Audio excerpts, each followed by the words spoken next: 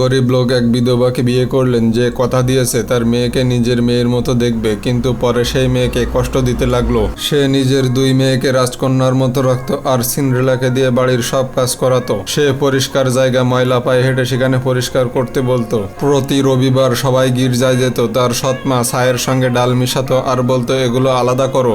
Cinderella ছাই থেকে ডাল বাছতে শুরু করত। তখন ঈশ্বর তার কাছে কবুতর পাঠাতো এবং তার কাজ করে দিত।